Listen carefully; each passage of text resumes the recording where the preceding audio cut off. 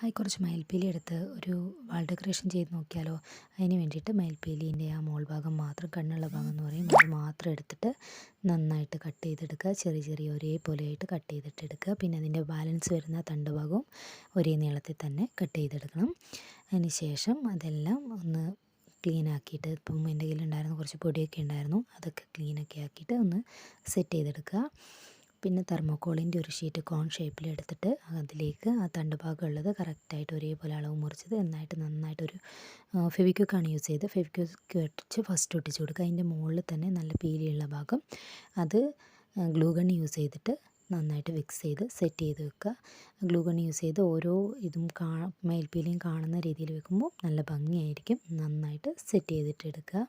പിന്നെ ഒരു പീകോക്കിനെ വരച്ചെടുക്കുക. നല്ലൊരു മയിലിനെ ഫസ്റ്റ് ഡ്രോ ചെയ്തെടുക്കുക. തെർമോക്കോളിൽ നന്നായിട്ട് ഡ്രോ ചെയ്തെടുക്കുക. പിന്നെ ഇത് കഴിഞ്ഞിട്ട് അത് കട്ട് ചെയ്യണം. കട്ട് ചെയ്ത് കഴിഞ്ഞിട്ട് അതിനകത്ത് ബ്ലൂ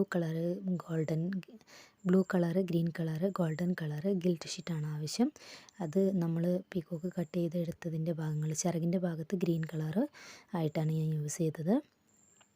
അതുപോലെ തന്നെ കട്ട് ചെയ്തെടുക്കുക. ബ്ലൂ കളർ ഫസ്റ്റ് കട്ട് ചെയ്യുക, അതിന് അളവിനനുസരിച്ച്. പിന്നെ ഇത് ഗ്രീൻ കളറും ഗോൾഡൻ കളറ് കണ്ണിന് വേണ്ടിയിട്ടും, പിന്നെ അതിൻ്റെ മോൾ ഭാഗത്ത്, തലേൻ്റെ മോൾ ഭാഗത്ത് പീലിയായിട്ടുമായിട്ട് യൂസ് ചെയ്യാം. അതുപോലെ തന്നെ മുറിച്ചെടുക്കാം. ഇത് കണ്ട് ഒട്ടിച്ച് കഴിയുമ്പം വൈറ്റ് കളറ് കണ്ണിൻ്റെ രണ്ട് സൈഡ് ഷേപ്പായിട്ട് വെച്ചിട്ടുണ്ട്.